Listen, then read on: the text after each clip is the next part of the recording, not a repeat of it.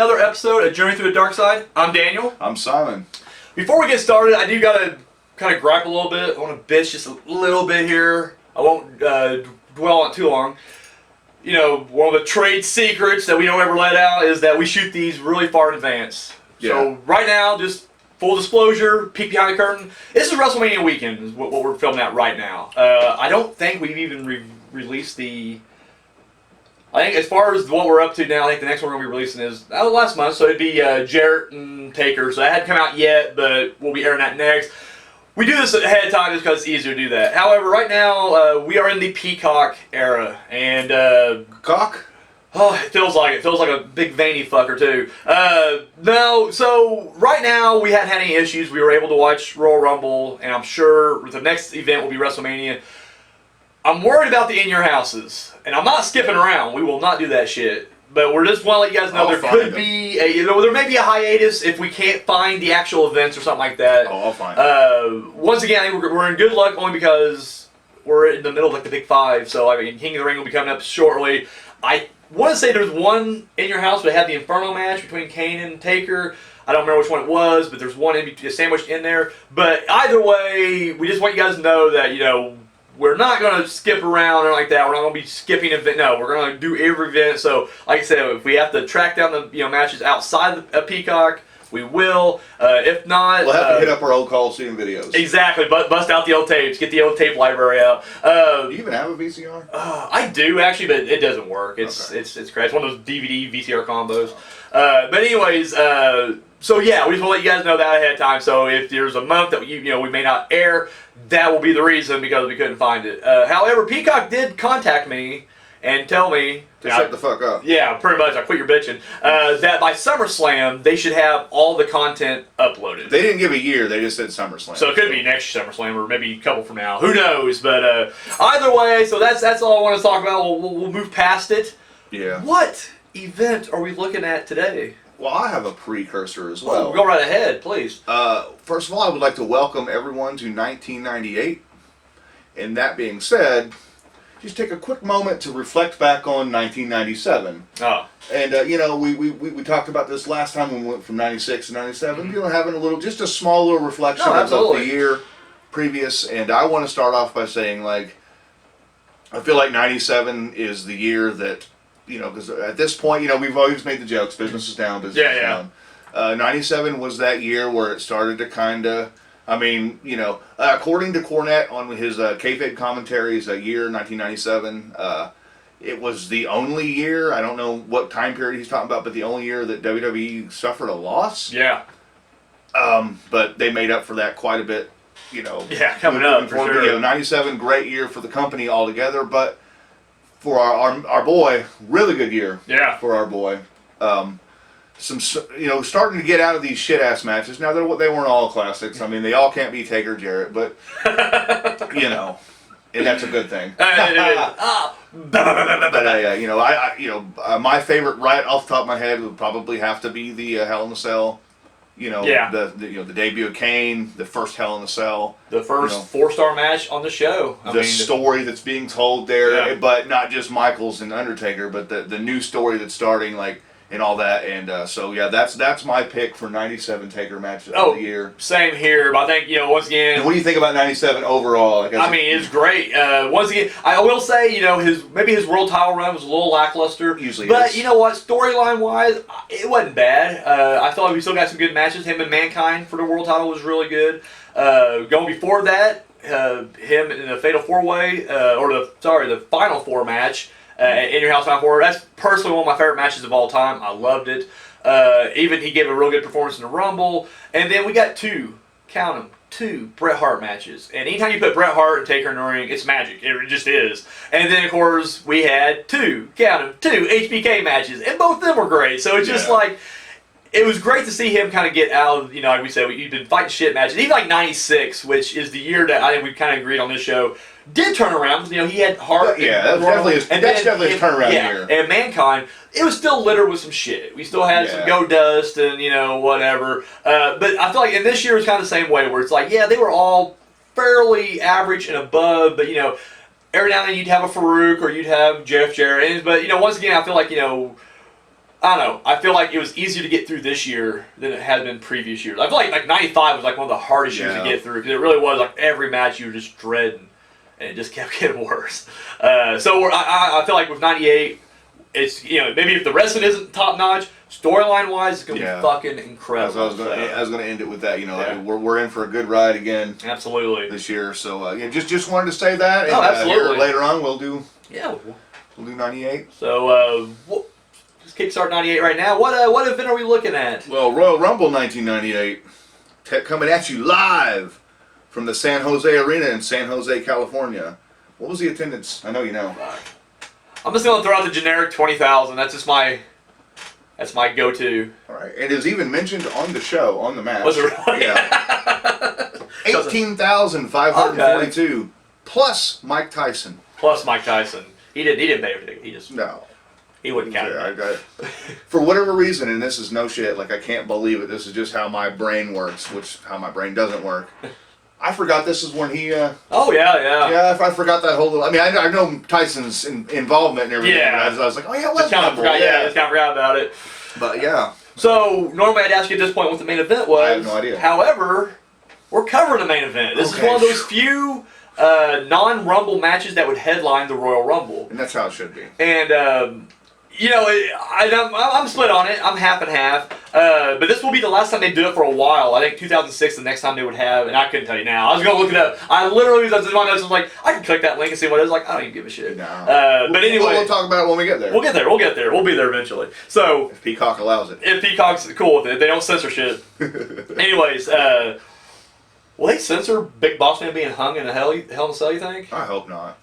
I mean, actually, to be honest with you, and I know we need it for our research. Yeah. They could just take that whole match out. Oh God! Oh no! I can't do it. It's the second best match that Taker ever had behind him and Jarrett from DX in your house. So won't lose it. Won't lose it. Anyways, so the main event that we're looking at tonight, it is a casket match for the world title. It's Shawn Michaels with DX in his corner going up against the Undertaker. The build-up. Oh my God. Of the night in this corner. Oh, I love it. I love the build-up to this match. Oh yeah. Did you see the video package with this? I did. Okay. Well, it covered one thing and another. Peacock doesn't let you jump to the match. Yes. You got to fast forward and stop. I love the jump to the match feature. I love the jump to a promo feature. I love that whole thing, and it just seems like that's going. I will say I got so lucky. And it won't happen again, but I clicked randomly, and I got to Shawn Michaels' entrance. I was like, yes, I don't have to fuck around too much. So I went ahead and backed up a little bit, but yeah, it was, and while we're just kind of shitting on Peacock again, I don't like how they got their shit laid out in seasons. Yeah. Now, it's not super atrocious, but once again, when you click on, like, the Royal Rumble, you'll have, like, 30-plus seasons. And I'm like, it's not seasons, fuckface. It's literally each event's its own event. Yeah. But they don't have the seasons with the year next to it. Because the network, it was labeled by year. Yeah. So you had to click on each thing to pop up okay, here's the year. And I just remember when I clicked on it, it was like, 93 Royal Rumble. I was like, well, shit. And I got to go up, fucking 5 to, get the right one. It's inconvenient. Yeah. I get it, whatever. Yeah, that's part of their layout for everything else. And I don't know if the $1 billion and a few nerds. I don't know if their technology just can't. Oh God! Give WWE Network a little bit different layout. That's what I was thinking. I am glad they did get its own section. Yeah, it got its own section. Worried about that. But at the same time, I just feel like I don't know. Maybe it should have its own little spin-off site. Maybe I don't know. I mean, I get it. It probably is a lot, but anyways, to the build-up. This feud kind of has its roots back in August of '97. Remember long-term booking. Anyways, at that match, it was Bret Hart versus Taker. Taker was the champion at the time, and HBK was a special guest referee. However, a chair shot meant for Hart that landed on Taker's skull would cost Taker the title. Was it meant for Hart? Was it meant for Hart? Was it meant for Taker? Was it an accident? We don't know, because HBK became a prick after that and just started doing this a lot, and we spit right in his mouth. Right in his fucking. Oh. He wasn't aiming for the mouth. No, he definitely. No. He knew what he was doing. Hart knew what the fuck he was doing. That bitter fuck. Anyways, so Taker gets screwed out of his title. Was gonna get some revenge, and they would have their first match at Ground Zero in your house. Where's Hart nowadays? He's happy. He's happy. He's a very cheerful guy. He's a great guy. I mean, like where we're at in storyline, like. Where's the third wheel of that? He's probably hanging out backstage. Creative had nothing for him at this time, so. I'm gonna say he went on bigger and better things. All I know is he's making more money than Taker and Michael. That he is, though. Say what you want. Dude's definitely cashing his check. And working less. And he's working a lot less. He's honestly... He's fighting Ric Flair at Sold Out this month, I think. Oh, so. fuck it. Dude, that sounds like a dream match. You know, it sounds incredible. Let's see or if the execution came off right. I just wonder if the booking for that match came off right. Probably not. So anyways, so...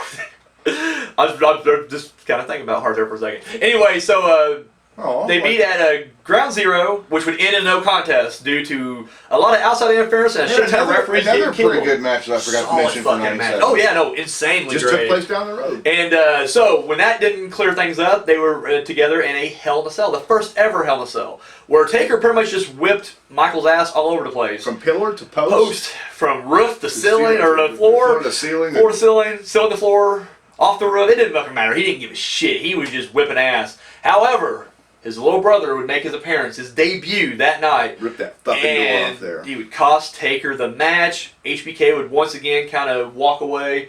He'd walk away, period. That's the thing. Like, even like Ground Zero, which is no contest, Michaels didn't get punished there. He's still walking out like, oh shit, I'm getting out of here. Yeah. And you're like, fuck, I want to see him get his. Like, I was a big DX guy. However, I was a slightly bigger Taker fan, and during this feud, I was really on Taker's side. I really was, and I was just like, ugh. I kept wanting to see Michaels get his. I was throwing the cross chops at unfortunately, Taker anytime I could. Unfortunately, Taker does never get his, at least not now. Way later, but either way. So, so between Bad Blood in Your House and Royal Rumble, some things changed. Michaels would go on to win the world title. Taker got knocked back down the card, but he worked his way back up, and he earned himself another world title shot tonight. Now, so what do you think in kayfabe? Is it still the same old Taker? Like, he just don't care about the title because he seems to care a little more about it than he I think honestly, it's a mixture of both. Because now I think it is about the title, but I think it's also about fucking Michaels has that title. He has my title that I wouldn't have lost if it wasn't for him, and now he's running around grabbing his dick, rubbing it on my fucking title. Fuck you. I'm coming for you. Jarrett, get over here. So, literally, he works his way back up. Now, the officials decided, you know what? Clearly, these guys have history, and a regular title match is not going to do it. So, we got to do it in a casket match. The big thing they were hyping up here at this point was that this was Undertaker's match. Now, on commentary during the match, Jim Ross would mention that he only lost one, and that's completely false. He actually lost two, but I can see why they tried to ignore the other one. The first one he lost was, of course, Yokozuna. Was Benoit? Oh, no! Oh, wait. No! And so, anyways, the first one was Yokozuna, which he did lose. But remember, it took 10 motherfuckers to get him into that casket. And he was able to avenge that one. And not just avenge it, but avenge it in a casket match as well with the help of Walker, Texas Ranger. So, the other one, though, that they didn't mention was when he fought Goldust in that casket match. Oh, yeah. And Mankind popped out, and you're down and down. The lid was broken, but they put it on top anyways, and they just said, fuck it, we got to hurry up and get past this shit. Yeah, he lost that one too. But besides the point. I'm going to get back to this lid argument again later on. Oh, yeah, we'll definitely get to that here in a second. Don't worry about that. Ugh. So anyways, so they really hype up the fact that, this is Taker's match, and HBK is not going to walk out of this thing. In the weeks leading up to it, we get some awesome fucking moments. So, initially, Triple H, who's injured at this point, and I just only bring this up because it's funny that, like, in 98, he held two different singles titles, and he was injured during both of them. He wins the European title, which is great how he wanted, but then he injured his knee after that. Yeah, and then people want to bitch about the finger pucker doom. I always compare it to that moment. I feel like this one only worked because kayfabe makes sense, and it wasn't for the world title, it was only for the European title. Okay, all right. But yeah, so but anyways, he injures his knee, and even though he's in the middle of a feud with Owen Hart, it's like, really, dude, you got sidelined, but whatever, it happens. But then, at the end of SummerSlam 98, he would beat The Rock for the IC title, and we're like, Triple H, here you go. And he gets injured next month, and then was stripped of him. So it's just like, dude could not keep injury-free in 98, but it's okay, I Hunter. think that continued for a while. It's quads. He's fine. He's fucking steroids. They have adverse effects on your body. That they do. You can heal faster, but you get hurt a little easier. A little bit easier.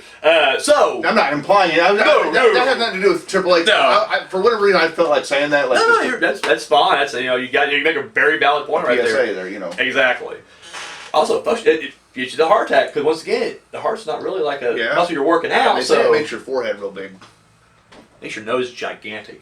Yeah, Triple that's H, yeah. Not saying it's just Triple H, but anyways. So beyond all that, so Triple H in China, like Motorhead, I hear. Okay, I'm pushing it now. That's actually. So anyways, that's actually truth. That I did. If you look in the health book, it does kind of go through that. Daniel's the CEO of this company, by the way. So. Any hate mail or whatever, it's all me. So come at me. So anyways, but Triple H and China are in the ring. Triple H on his crutch, and of course, they're smack talking Taker, and then boom, this casket. Now is he legit injured?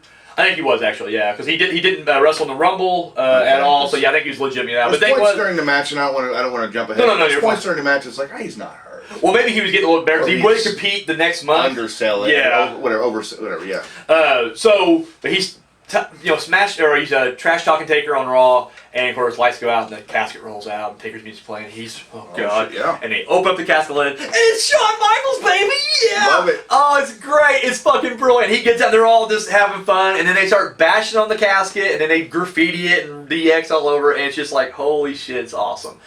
I was torn here because it's shit. Even though I love Taker, it's shit like this. You're just like, that's why I love DX. Like that's what So.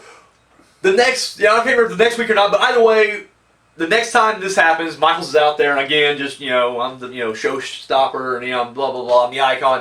And then, of course, lights go out, and the cast comes down, where he's all like, yeah, we're going to do this again, right? And then you see Triple H and China on the stage going, no, it's not. And he's just like, if you guys are up there, and the lid pops open, and Taker comes out, and, of course, chases him off, and it's just fucking awesome. So, after this, the DX, they start getting a little pissed. They want to go out on top. You're leading to this match. You want that momentum going in.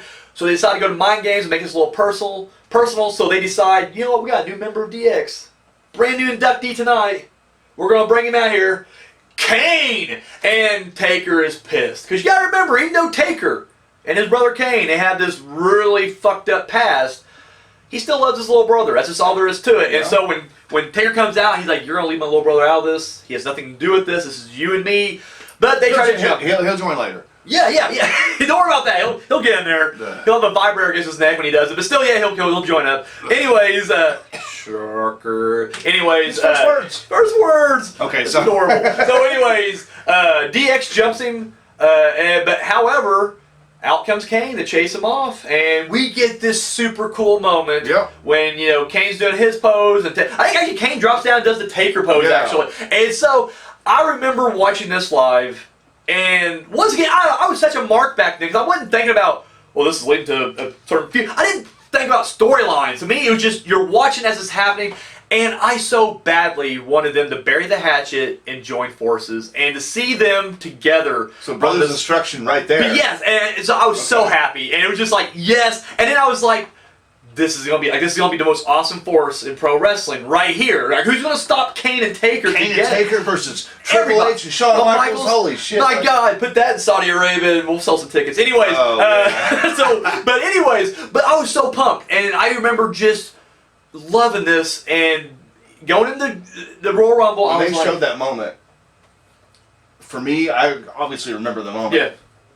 But for whatever reason, I thought that particular moment happened months later, like after Mania and after all that. Yeah. And I was like, oh shit! So they did that because I remember the pose and the pyro and everything. Okay, they did that before. Wow. Okay. Yeah, and so like I said, it was so cool. And at this point, Paul Bear's kind of missing from the equation. We haven't seen him in a while, so it's just like Kane dropped him, and it's finally the brothers are united. And I don't know. I remember just being so hyped for this. So let's get to the match. Let's see how it plays out. But the story going into this is, it's Taker's match, and he doesn't have to worry about being outnumbered because he's going to have Kane possibly in his corner watching. Now, when they come out, Jim Ross is shocked that Kane, however, is not out there with him. But we keep wondering, is he back there watching? Is he even at the arena? He wasn't scheduled for a match tonight. He wasn't in a Rumble.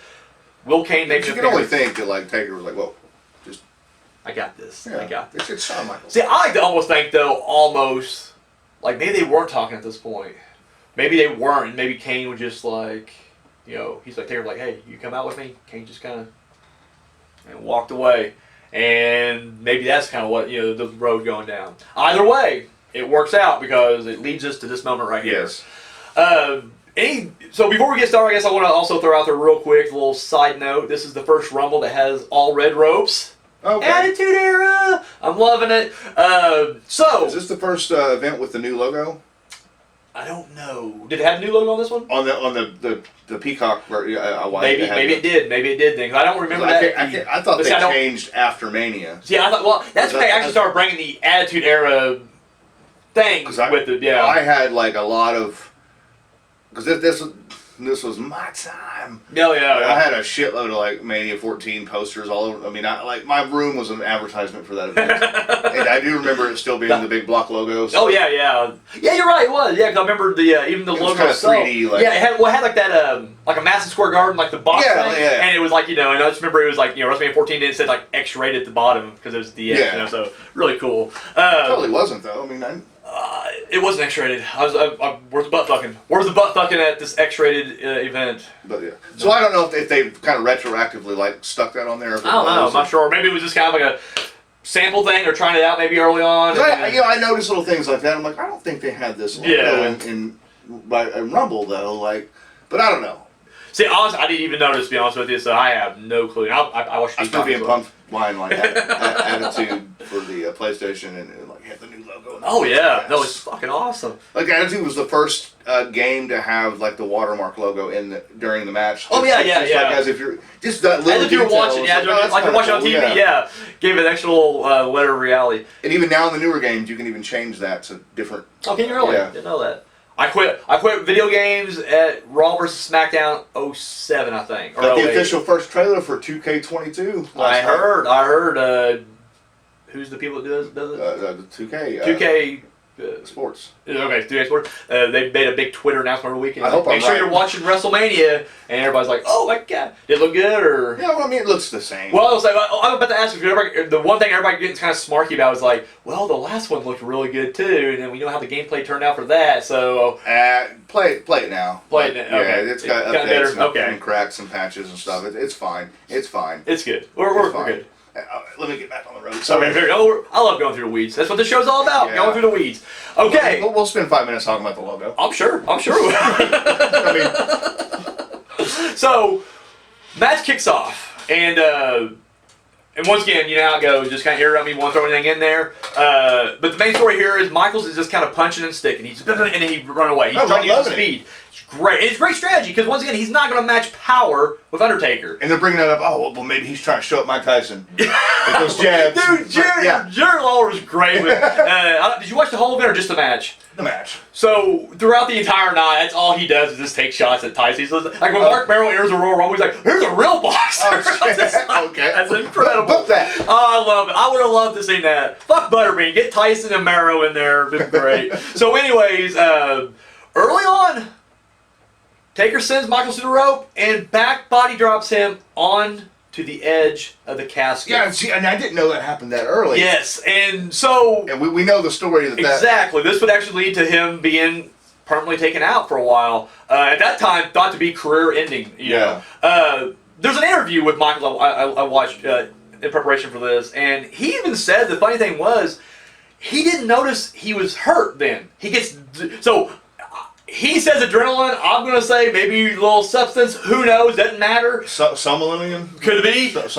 However, he claims that night he didn't feel anything. Like he hit the edge, popped up, and you can tell even during the match, dude's still bumping like a motherfucker. Now, none of us have ever wrestled. Now, you had a training session. At a training session, and have you ever, like maybe as a kid or a teenager, you know, not now when we're old and we feel everything instantly, but like maybe you play, I don't know how you were, but you're out late night on a summer night, like playing basketball at the park till 2 o'clock in the morning. Yeah. Like, it's all good. Then you wake up the next day and your knees are fucking kind of hurting, sometimes you just don't feel it when it happens. You know? And that's what he said. He said the next morning he got up, back was a little stiff. I would definitely Oh, absolutely. And for someone who's in shape too. Like it's not like he's us, he's actually out there, in shape. He said he woke up next morning, his back was a little stiff, played it off, whatever. He actually went to the next Raw. He didn't wrestle. He had a in-ring promo segment or whatever. However, then the following night, a little more stiff.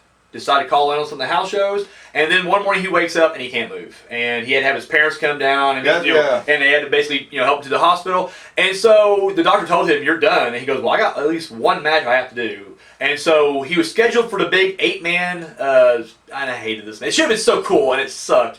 The 8-man no DQ death match at No Way Out, Texas, that pitted Austin, Owen, Chainsaw Charlie, and Cactus Jack against New Age Outlaws, Triple H, and supposed to be Shawn Michaels, but he was replaced with Savio Vega because, you know. Well, it was, yeah.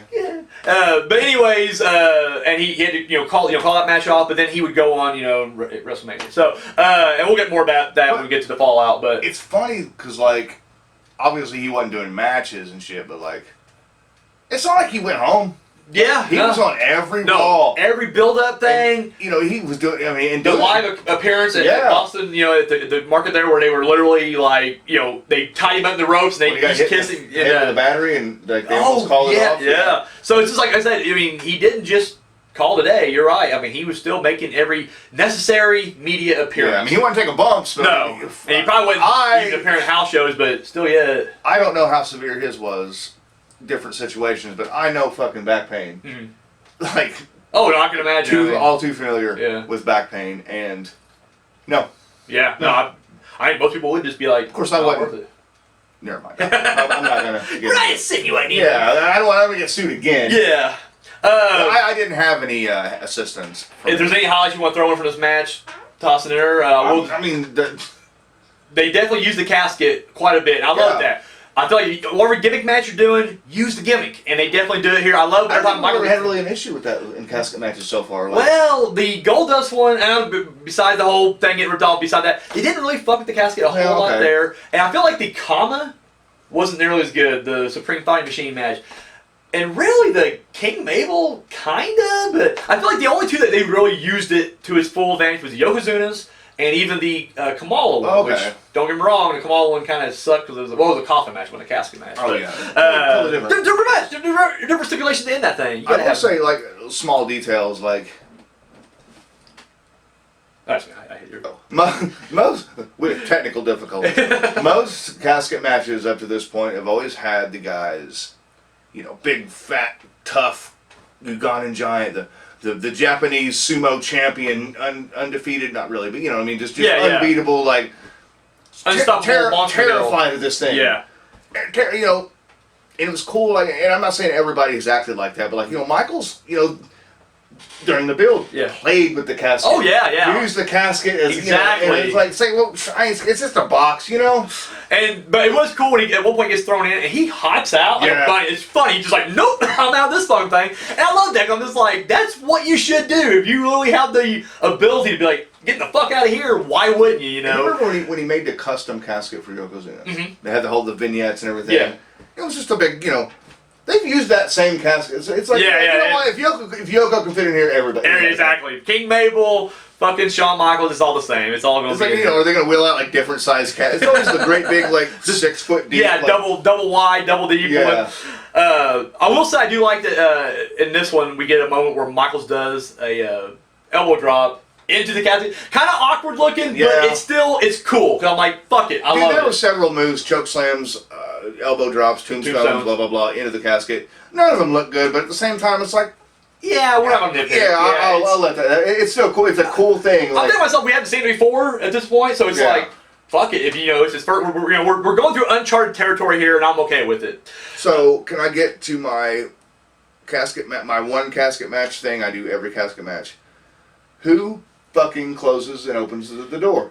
Good question. Dude, I'm sick of it. Because this was the one time where I thought, okay, now they've got it figured out. Yeah, and I forget if it was Michaels or Taker in the casket, and I think they pointed it like the ref, and he kind of did like, and then they had to step out and like try to close it. It's like, okay, cool, but then it just kind of went to shit after that. Like, it was like, oh, Earl Hebner was closing it sometimes. And Michaels was closing, They really were just kind of going fast and loose with this right here. So we got thousands of viewers. What the fuck are you? Tell me what the rules are. Well, I do feel like in this one too, they tried to establish. They did establish one kind of cool rule, which I don't know if they've ever had to go back on this. I feel like WWE is the kind of company that would. There's a moment here where they both end up in the casket at the same time, and the lid closes. Yeah. And Hefner's just like, can't do it. We have one winner. We can't, no draw. And I feel like WWE is the company that would do that today. They would write themselves in the corner and be like, well, I don't want to have any guy lose. we'll just have them both lose in the casket match. And anybody who says I'm full of it, this is the same company that ended a Hell in a Cell and a no contest. So, but anyways, why you gotta talk about that? It happens 2 or 3 times in this match alone, though, where they both end up in that casket together. I thought that was cool. Like, that's a pretty cool, little scene right there. Triple H tries to interfere a little bit, and I think his involvement is pretty light. That's why that's the reason I'm saying I think he probably was legitimately injured because he only jumped in a little bit here and there. But he didn't have any trouble running away. No. Getting out there. So maybe he was freshly coming off. He just didn't want to aggravate too much, but getting away was not an issue for him. One of my favorite moments is Michaels actually has Taker laid out. He's in the casket. But Michaels has got a showboat. That's just his thing. And he stands above the casket and he's doing one of these things. Why would you? And exactly. It's like really? And Taker comes up and grabs him by the dick and it's just like, yes. And of course Michaels throws him over the top rope by the dick. And I was like, this is great. I guess we're getting to the end, so we go ahead and take it home, or you got any other moments? I just remember as Taker rolls in there. It wasn't being filmed very well. All of a sudden, Earl Hebner gets fucking slammed into the stairs. Yeah, he gets taken out right there. Like, what the fuck is... So, Taker choke slams... they missed a couple things. I feel like even him doing that, when you not got that from the front instead of the back, but, whatever. Vince is up there with Tyson, so he's not in gorilla going, hey, do that, so... anyway, he was still... I'm sure he was. But, anyways... throws him in the ring, big choke slam. Dude, he almost big choke slam. He almost jarred it almost. He came really far back. I'm like, oh no, we're gonna fuck this up again. But he's like, nope, and he brings him right down. Yeah, he held it a little bit. Yeah, longer. Had to get his reposition it, and then he slams his ass. Because in the video package, he does that once too. Yeah. The same thing, and then that's when he gets hit with the crutch. Yeah, but he holds him for a long time, as if to like Triple H may have missed his spot. Maybe. So maybe they're like, fuck it, just get to the end. Taker does tombstone him into the casket. At this point, Hebner's out, and as he's getting out runs the New Age Outlaws and Los Boricuas. My first thought was, here we go again. See, I love that. They even brought that up. Yes, Jim Ross definitely says the only way he lost the last time was because you had 10 guys in there, and sure enough, we get 2 different groups coming out there, and they're beating him down. And the New Age Outlaws. What's great about this is at an era when New Age Outlaws are not really officially a part of DX. They're just kind of allies, but they are very close allies. They have helped DX numerous times, and vice versa. During in December when New Age Outlaws was feuding with the Road Warrior, Legion of Doom, it was DX that came out to help jump them. They shaved Hawk's hair down, and then they all powerbombed him through town. So it wasn't just a one-sided thing. It wasn't just like DX is like, you're our lackeys. No, they were helping out New Age Outlaws as well. However, the Los Boricuas was more of a hired gun thing. And I want to say I remember one other time, and they just kind of like said, hey, make sure you take out Austin or whatever, post this, and that was it. And then, of course, like I said, Savio Vega would be the replacement for Shawn Michaels. So Michaels helped him out. He's right here. I'm going to say, I feel like that's what it was more than anything else. Would be, we go beyond kayfabe, it really was like, they just used him as hired help. Like, it really was like, you guys are going to be our hired guns. I can't do this match. Yeah. Go take care of this. I forget what the kayfabe reason why Michaels didn't compete either. It wasn't that he was injured. He was just like... they weren't selling the No, they definitely weren't. It was literally just like, he was just like, you're not up on my level, Austin. You're on main eventer. I'm the, showstopper. And so definitely not, yeah. Yeah, so then he was just like, here's Savio Vega.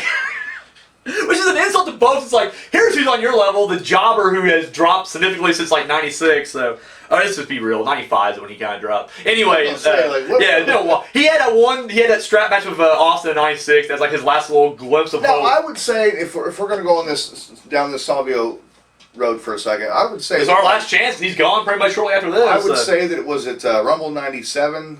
Was that the Gang Wars? Or was that later on? Well, they started to get Survivor Series. Survivor Series, sorry. When they had the Boricuas and then DOA and DX and was DX? They kind of threw him in there on the promos, but they rarely feuded with the others. Yeah, anyways, like I feel like he kind of had a little bit of a rise then. He was, in fact, in the faction era. Yeah, hard to believe. Like with the stars that would come out of the Nation, like every one of those guys went on to have success as single stars. Yeah. Whereas DOA, not so much. Yeah, the 8-Ball and Skull would have a little bit of tag team success. Chains, not so much. And Crush was out of the company by this time. What is those SS tattoos? Well, what is with those SS tattoos? Come on, 8-Ball. Anyways, but then like Los Boricuas had no single star. Like it was literally just Savio Vega and 3 others. Yeah. But still yet, during that whole time, they were booked the strongest in that whole faction war. Okay. In fact, anytime they'd have a triple threat with the leaders, Savio would win. If they had tag matches or 8-man tag matches, Los Brick was 9 times out of 10 would come out on top. So it was kind of odd. They were kind of positioning them to be the ones to take over, even though they didn't give them any personality. Like with the Nation, they're like, you have a personality and you got one. But with the Los Boricuas, none. They were just the same guy, just tank tops. And it's funny now that I think about it, when you said DX was there but not there, like they were definitely the guys who were like taking these serious gangs and factions, and they were just making fun of shit and literally pissing all over it. Well, you know? And that's the thing too. I remember like one time they were trying to instigate a war between, because they came through the Hart Foundation there for a minute too, and they trashed the Hart Foundation's locker room, but they did it like it was the Nation, and they kept like putting like black is beautiful, black power, stuff like that over the walls, and it was like, and then they trashed the Nation's locker room, and I don't know. It was basically like, it was like pro cannons. I wasn't there was maybe a couple of like anti, like kind of a little bit like a racial thing. I don't remember, but it was clearly DX doing it. But like Nation just like, yeah, damn Hart Foundation, and it's like, really, like you're falling for this, but yeah, they were kind of part of the gang wars, but for the most part, that was kind of regulated to those three. They were the fucking little kids, and immature kids. Exactly. They was us in this situation. Just we'll make fun of all of them and then pit them against each other. Run away real quick before exactly get your ass kicked. So I've sort of been that guy in high school.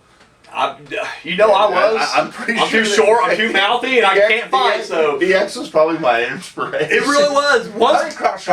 We learned this. We're like, oh my god, this is incredible. I know. We're doing it everywhere. I know. I've told this story, and I don't know. Again, no, go ahead. Weeds. But I may tell it again because it was so fucking awesome. So back when I was in high school, like I would go to a lot of the high school basketball games. Not so much for the game, but just to hang out with friends. That's where we all hung out and like whatever, and whatever the fuck. So anytime that our school would score a point, there was a whole, like literally a big block of us in the bleachers. Now it was a small town school, so it's not like a big gym anyway. That would definitely go suck it. Like, and like we had to, they had to have an announcement on the announcements.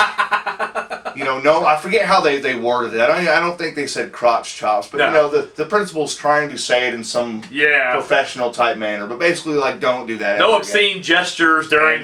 People will be suspended, and so that put a stop to that. But yeah, there was a few games where that was a big thing. Like awesome. When we hit a big shot and just everybody suck it. Like there's like maybe 20 of us. Like, but enough to have your presence felt though. Yep. So. That's all. That's what I'm saying. DX had such a cultural impact. How many stunners did you do to people at school? I never stunned anybody at school. I stunned a teacher. Did you really? Yeah. Well, I tried to, and I just hung off of his neck and then dropped to the floor. I was like, I guess this ain't happening. That's awesome. I mean, he was cool with it. Like, I didn't get in trouble. Like, but that's funny. I can just, he's probably just standing there with me hanging off of him, going, "What are you doing?" Yeah. Straight up, buddy. He was one of our big basketball stars. Oh, okay. So he was like a fucking 6'8". So yeah, you weren't bringing him down. Ag teacher, yeah. So sorry. New Age Outlaws, Los Boricuas interfere and her beat down. That actually had no negative effect on my high school whatsoever.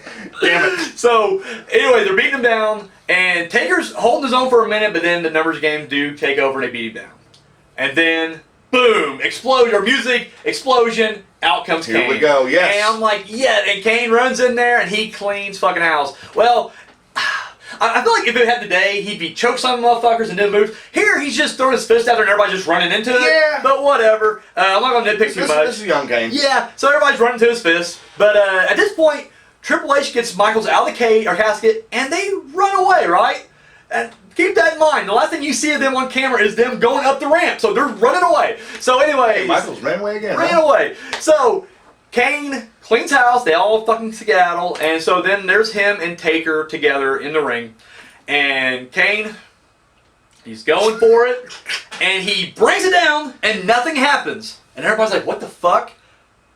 But Kane, he wasn't planning on doing that. Oh, he cheap shots him. Now, he starts beating the shit out of Taker. So you're saying that wasn't a punch? I think it was. I think honestly it was supposed to be like that. I think it was supposed to be like we're expecting the fire, and then when it didn't happen, everyone's like, well, what? And then it could have been a botch. I'm saying I didn't think it was though when I watched it. I mean they played it off well. Yeah, it was. And so he turns on Taker. I will say this. I don't know what was going on here, but they just weren't connecting. Like it just seemed like Taker. I don't know. They just out of sync together. Every time Kane would hit him, it just didn't look good. At one point, like, see, I was going to say that about the match in general. Like at the very end of this, like wasn't a bad match, but there was a few little minor botches. The whole, like I don't know if it was Taker himself just not. Yeah. Maybe he was the one. Maybe Michaels put something in his drink before the match, but like. There were a few, like... Well, they recovered a couple of them. One time, with a powerbomb, they didn't recover, but, like, it's just, With a powerbomb he's going, or something, he jumps up on him, but he drops him almost, and he strength him back up. I don't remember what it was. But Michaels comes off the rope, and Taker grabs him, which still looked good, but it didn't look like it was supposed to go that way.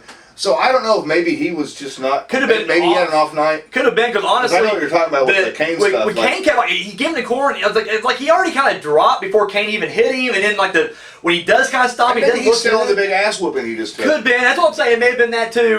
Either way, it just looked off. And then when Kane goes to choke slam him, we talk about how the elbow drop looked a little different. The tombstone. I think the worst of the three though was the choke slam. Absolutely. And once again though, I don't know if it was just Taker being cautious of like I don't want to hit my head on the back as I go down. Yeah. But either way, kind of a shabby choke slam into the casket. We'll let it go though. We'll let it go. We're gonna let it slide. And then dude, this made me laugh so hard. I don't know. It caught me off guard, I guess. And it was late when I was watching it, so I was just kind of like. Slap happy anyways, but they pop up and just slam the casket from behind. I was like, where the fuck? They ran away and they're like, oh shit, this is going away. Come on, hide. I saw him duck Michaels behind the casket. See, I didn't see it. I didn't notice it. So whenever he popped up, it was just like, yoink. Oh, we went in. There's no bell. There's no Finkel announcement. Although, to credit, Hefner is telling him to ring the bell.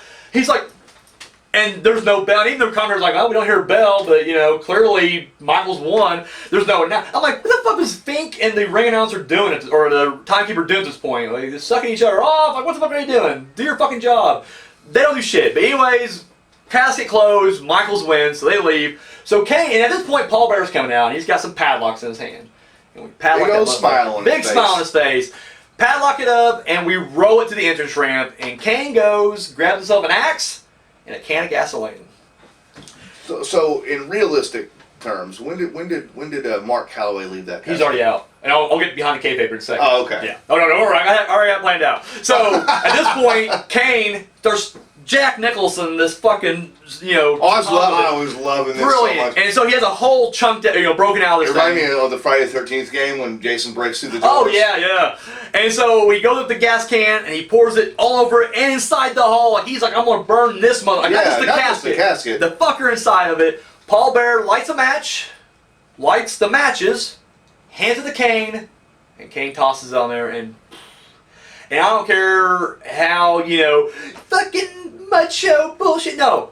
This was awesome. Awesome visual of Kane and Paul Bear looking at this casket. Now that guy in particular wouldn't have said that about this because he was probably right. Exactly. Yeah, he's okay with this. Yeah, Kane was his baby. So yeah, at this point he was okay with it. So anyways, on fire, and essentially we're watching a murder take place, or at least an attempted murder take place, and the event ends. Now. They showed this the next night on Raw, and I believe on the VHS. It wasn't on the network version. Yours abruptly cut. Yes, because it was... I didn't even get the graphic, like the 1998 copyright 1998 Titan Sports, No, I got that. I didn't get it. The flames started, and then all of a sudden it cut, and then it was like next event. Okay, yeah. Well, that thing popped up on mine. I hit cancel on it, so I didn't skip over. So maybe I should have. Okay. And so. But when it does end, like I said, the next time on Raw, they have this footage. And I want to say on the old VHS release, because I remember seeing this, I had it, there's a little extra bonus you get. And so when the guys got there to the fire extinguisher and take it out, they open the casket up, Taker's gone. And they show that the next night on Raw. Now, beyond kayfabe, we all know that Taker handcrafts every single casket he does. But he also knows I can lose these things. In fact, I lost the first official casket match to Yokozuna, so I can lose. So he builds a little trapdoor. That's how he got out in '96 when he fought Goldust, and they opened it up and he's gone. He already trapdoored himself out there. So as soon as he gets choked into that casket and it shuts, he's like, fuck! What about when he ascended to heaven? We already went through that. You can go back to '94 and check that out. I'm not going through that again. That's the whole story. So we need to keep you updated on that. So anyways, so he gets choke slammed in there. He's like, fuck, I lost. He goes, oh, might as well get the fuck out of here right now. And he rolls underneath the ring, and that's when they're padlocking and everything, and they rolled out. Now, he's still watching. And so he looks under the ring apron, and he sees his brother push that casket up there, and then grab the axe and the gasoline. He's like, motherfucker, like, Wow. he doesn't know I'm out. He thinks I'm still in there. And chop, chop, chop, gas, gas, gas, fire. And he goes, I gotta take my brother out. I gotta take him down. Well, what can I do? He tried to kill him. This is truly, and that's why Kane doesn't get in trouble for attempted murder. Because Undertaker was never in there. There never was a body. They never found anything. They're like, well, we can't charge him with anything. He didn't really do anything. So anyways, that's how I explain that away. The fallout from this match. We'll talk about Michaels first. As we already mentioned, he would go on to miss the In Your House next match. But he would wrestle his final match at WrestleMania 14, dropping the title to Stone Cold, which would begin the Austin era. Was the next night on Raw probably the biggest Raw in the history of WWF? Yeah, because Mike Tyson, that was the whole, yeah, you're right. So, that was the whole thing right there. So, yeah, probably. And not just, that, I mean, we're talking like a turning point for the company in general, too. So, Michaels is injured. He's out for 4 years? Was it 2002 he came back, or was it later than that? 2 or 3, I mean. Okay, he was gone for a while. And so, anyway, he came back sporadically as commissioner. And, it was a while. But he would finally come back full time in 02 or 03, fighting Triple H at SummerSlam. New gimmick, new And life. honestly, reborn. definitely reborn, but honestly, given some of the best matches of his career ever. And it's one of those things where part of me is like, what would have happened if we would have had the whole Attitude Era with Michaels? We wouldn't have got the great matches we got from him later on. And I think that's kind of that's the trade-off there. It's like, he had to kind of hit rock bottom, had to, for whatever reason, and once again, we're not religious on this end, but it seemed to help him out. And he tagged with God. He did tag team with God. It's the highest honor. In fact, in Catholicism, that's the highest honor right there. It's like, it has to be. It's like Cardinal, Bishop, and then tag team with God, and then Pope. Actually, it may be about Pope, actually. It has to be. You think the Pope's ever had a tag match with God? Man, book it, Vince. Fucking, you do it. He booked a bunch of other bullshit, so why not? So anyways, but Michaels come back, in my opinion, better than ever. However, that said, match-wise, he was the best. Personality-wise, I love 90s Michaels. That's to me is Shawn Michaels. Yeah, because see, we can't go and say and listen to like the Bruce Pritchards and the Jim Rosses and the Jim Cornettes about how he was outside the ring backstage. I'm sorry he was like that we didn't see that, we didn't experience that. My favorite fucking wrestler of all time. Our relationship with Michaels is the fan to wrestler. And guess what? In that aspect, bar none, he was the top. I mean, it really was. Even those guys I mentioned, they will still say yes. Oh, yeah, that's why they put up with it. They'll even reluctantly say it sometimes, yes, he was the best. And so that was that. Taker, we're not going to get into Taker, because honestly, it's just going to bleed into the next month's show, so we'll just kind of save it for that. So, Simon, what's your review of this match, and then your score out of 4? This is great. This is awesome. It's a lot like the Hell in a Cell match, where not only did you have a good storyline going into it, the match itself was really good. It delivered, yep. This match has a fucking build, like we talked about at the beginning of it. Just excellent.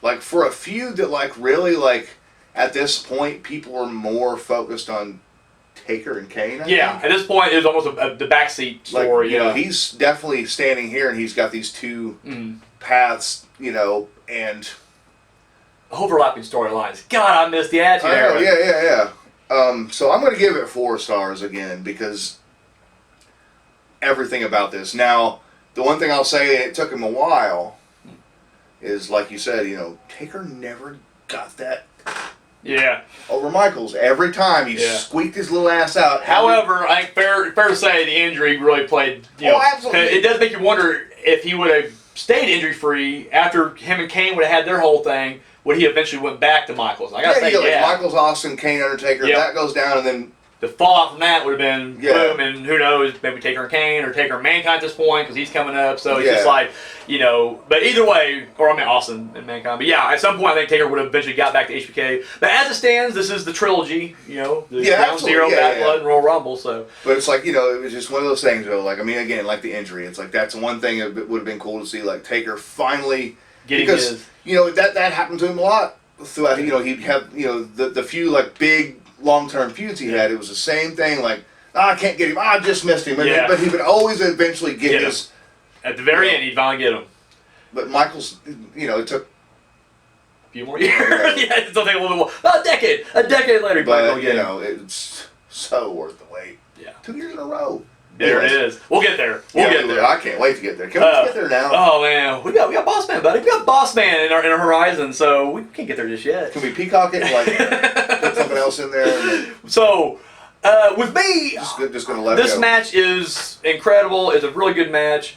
I can't give it 4 stars. What happened? Only because I feel like this is great in a lot of sense, but it's great like Ground Zero is great. You're laying the groundwork for a better match, a better whatever. I don't think this will go down as an all-time classic, and at the same time, with the exception of the shot of Michaels being dragged into the coffin or casket at one point, where he's trying to get dragged back in there, that's cool, or the fire at the end, I feel like no one really talks about this match, unfortunately. And you're right, though, because it was overshadowed by the Kane-Taker feud. Like, it's more of a stepping stone to that.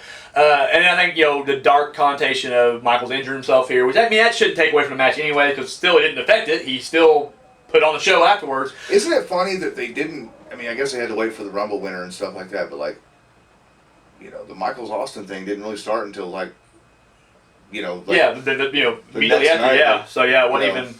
so, like I said, I'm going to give it 3 stars, so it's going to bring it down to 3.5, but, that's still respectable. It's in good company with other casket matches, so it's not, not a big thing. I think that's the other thing, too, is I still have a hard-on for the Yokozuna casket match, and I will always compare casket matches to that one, and to me, it's like that was one of my favorites. So, if I gave that a 4 stars, I just feel like, this ain't quite a 4-star classic like that one, but yes. Yeah, I don't. You've got all the data somewhere. Is it true that some, if not most, of our high-rated Taker matches are all gimmick matches? Yeah, in some way, it really is. We haven't. Does that say anything about him? Yeah, it really is. I'm not saying a good or bad thing. I'm just Well, I feel like it's because if he's not up against a Hart or a Michaels or a Mankind, then unfortunately he's going to need a gimmick to help get him over because But even those guys all had gimmick. I don't know if Hart did. Hart never did. Well. Special referee, I guess. That's the closest one he ever came to it. Yeah. So, but like I said, and like I said, Mankind the same way. But even the ones like Mankind there was no gimmick to it. Like the first encounter, fucking solid. We gave that a 3.5, I think, as well. Yeah. So it was high up there. But if you go back and check out our top 10s, and then spoiler alert, because the Hell in a Cell was from this season, we haven't put it in our top 10 yet. It was 4 stars, and it was a Hell in a Cell. So it's like, this we got another one coming up real soon. We know what that's going to do. So, so 3.5. That's not no shade on that. This is a great fucking match. I just feel like in the history of pro wrestling, this match is not really talked about except for other reasons, either an injury or as a stepping stone to the Kane Undertaker betrayal, but not necessarily the actual casket match, which is unfortunate. It's a great match. It really is. There's nothing. And that's why I gave it a 4 based on what was going on in front of my face at the time. Like in the build and the story around it, but it's hard for me to look at it that way and be like, well, in 2021, when you talk about great Undertaker matches, this isn't brought up. Still doesn't mean it's not 4 stars. Oh yeah, no, I agree. But I get your reason too. He's got so many. Would this be in the top 10? Oh, easily. Okay, so right now, anything 3.5 and 4 will crack top 10 automatically. Top 10 in general, not just between me and you. Just if you could. Oh no. Him and Triple H alone have 2 top 10 matches. Him and HBK later on have at least 2 top 10. Foley, Hell in a Cell, Shawn Michaels probably have several 3 or 4. So and I don't know. I will say this too, and once again, not trying. It's a 3.5 star match. So I'm not crapping on it. Yeah, no. In the trilogy that we've had so far of him and Michaels, this is probably my 3rd. I gotta say, Hell in a Cell's 1. Ground Zero's 2, even though it was there's no gimmicks to it, it was just so fucking intense. It was an intense fucking fight. And it ends in a no contest, which I know soured for a lot of people online. Yeah. Personally, I was like, no, it needed to, because that's what led to the Hell in a Cell. So, so in the trilogy, I gotta go, this is my last, but that's not a bad thing. Literally, if casket match world title between Shawn Michaels and Undertaker is your 3rd ranked match in a trilogy of matches, that's pretty goddamn good. That just shows you how good the trilogy was as a whole. It just sucks, like I said, Undertaker didn't get his never got his payback. Never got, Well, had the Kane storyline not been a thing, I think he would have. Probably would have went that way, but it is what it is, and it didn't hurt him any. He got his revenge. He got his revenge. I'm talking about Michael's got his revenge in Saudi Arabia. Oh, it's okay. Sorry. It all worked out in the end, and Michael got a great payday and no hair. So, anyways, that's all we got this week. What are we going to be covering next month? What's next month? Well, we've talked quite a bit about it over the last already like 50, 60 minutes now. Oh, easily. But easily. yeah, WrestleMania 14. Can't wait. My first live WrestleMania. Watching on pay-per-view. Hell yeah. So guys, biggest bill. Like I said, my bedroom was an advertisement. I had hype man over here. Posters and I'd get the WWF magazines and I'd just cut out the tiniest little pictures of, Yeah. And it was awesome. That's awesome. Fucking just totally pumped. And this is when I was officially head over heels, like back 100% into wrestling. Sporadically through 97. But now. But yeah. So there it is, guys. That's all we got. Anything else to add? No, man. Well, guys, thank you for joining us for another edition here. We'll see you next month with WrestleMania. I'm Daniel. I'm Simon. Catch you next time.